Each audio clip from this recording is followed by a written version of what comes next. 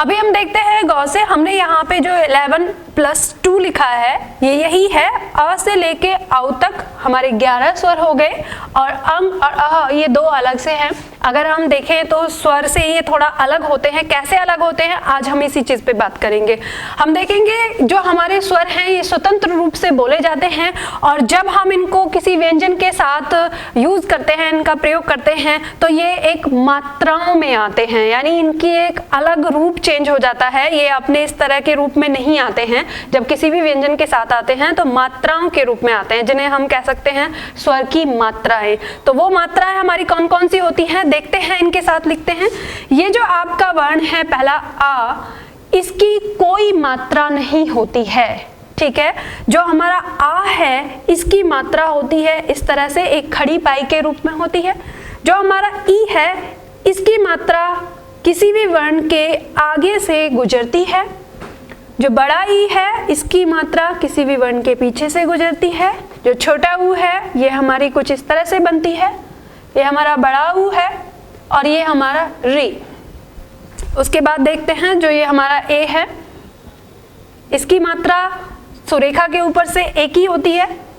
जो अ है इसकी दो मात्राएं होती हैं, ओ इसकी मात्रा ये होती है और औ इसकी मात्रा ये होती है, ठीक है। ये हमारे स्वर जो 11 स्वर हैं इनकी ये मात्राएं होती हैं। अगर हम अंग और अह के बारे में देखें तो जो हमारा ये अंग है इसकी दो मात्रा होती है, एक तो इस तरीके से और एक चंद्र बिंदु के रूप में, ठीक है। ये जो हमारा इस तरह से लिखा जाता है सिर्फ अनुसार के रूप में, ये हमारे संस्कृत शब्दों के लिए हैं, क्योंकि जो आपका चंद्र बिंदु है ये संस्कृत शब्दों में नहीं पाया जाता। चंद्र बिंदु हमारा हिंदी शब्दों में पाया जाता है। तो जो हमारे हिंदी शब्द होते हैं वहां पे हमारे इस अंग की चंद्र बिंदु के रूप में मात्रा बनती है और जो हमारा अह है इसकी मात्रा होती है कि अंत में दो बिंदी लगी होती है, इसकी इस तरह से मात्रा होती है। अब हम देख सकते हैं कि इन मात्राओं को कैसे हम किसी वर्ण के साथ प्रयोग करते हैं। ये जो आ है ये आपका किसी भी वर्ण के किसी भी जो व्यंजन है आपका उसके बाद आ के रूप में इस तरह से खड़ी पाई के रूप में लगता है।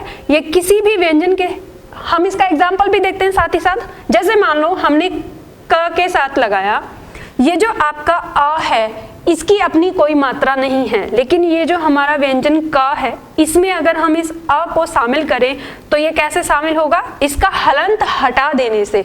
जब हम इसका हलंत हटा देते हैं तो ये जो अ है ये क में शामिल हो जाता है, ठीक है।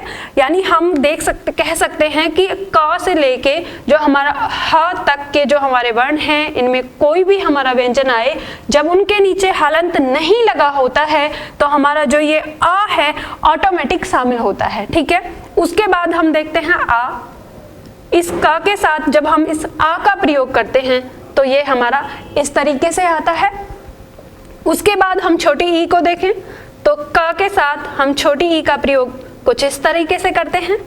ऐसा नहीं है कि हम सिर्फ क के साथ करते हैं, हम क से लेके ह तक यानी हमारे जितने भी हमारे व्यंजन हैं सबके साथ हम इस स्वर का इस तरीके से प्रयोग कर सकते हैं। जैसे बड़ी ई के लिए हम ये प्रयोग करेंगे, जैसे ऊ के लिए हम इस तरीके से, बड़े ऊ के लिए इस तरीके से। इस तरीके से हमारे ये जो 13 स्वर हैं ये पूरी तरह से अपनी मात्राओं के साथ यहाँ पे लगते हैं, ठीक है। अब हमें यह ध्यान देना है जो हमारा स्वर है इसमें आ, बड़ी ई, ओ और औ और अह ये किसी भी वर्ण के साथ पीछे लगते हैं, यानी उनके आगे आ जाते हैं। और जो हमारा इसमें ऊ, बड़ा ऊ, री, ये तीन हमारे ऐसे स्वर हैं जो किसी भी वर्ण के नीचे लगते हैं। ए, ऐ, अंग, ये तीन हमारे ऐसे हैं जो किसी भी वर्ण के ऊपर लगते हैं, यानी सुरेखा से ऊपर लगते हैं। और उसके बाद हमारा सिर्फ एक छोटा ई ऐसा होता है जो किसी भी वर्ण से आगे की यानी उसके पहले की तरफ घूम के लगता है। तो हमें इनका इसी तरीके से ध्यान देना है कि कैसे लगते हैं। अब एक समस्या स्टूडेंट के सामने आती है कि ये जो हमारा छोटा ई और बड़ा ई कहाँ पे लगेगा, छोटा ऊ बड़ा ऊ कहाँ पे लगेगा, ये भी एक समस्या स्टूडेंट के सामने रहती है।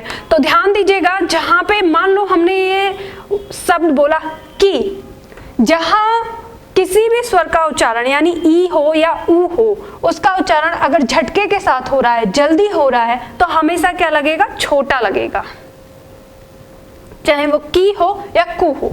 और जब कोई भी स्वर हमारा थोड़ा खींच के बोला जाता है वहां पे हमारा बड़ा लगता है, जैसे की, कू।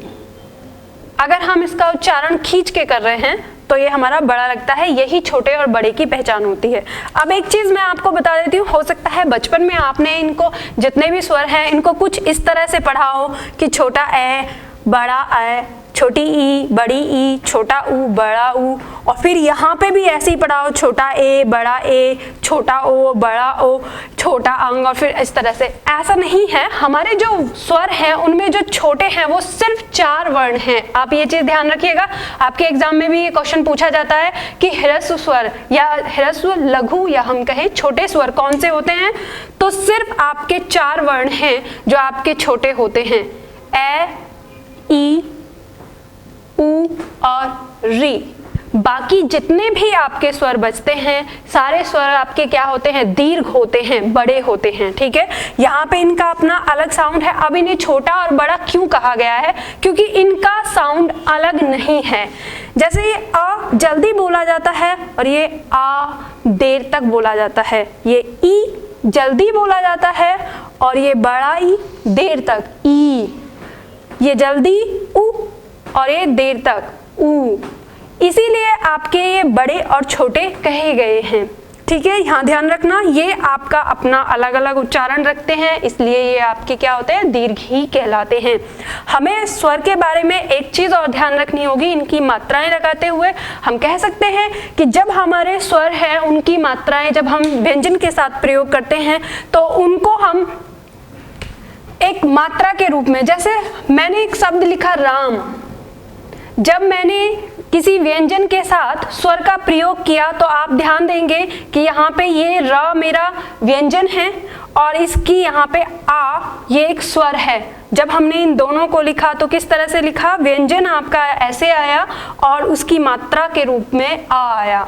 अगर हम इस म पे ध्यान दें तो ये भी आपका एक व्यंजन है और इसका स्वर है ये। तो जब हम इसको शब्द के रूप में लिखते हैं तो हम इस तरीके से लिखते हैं, ध्यान रखिएगा।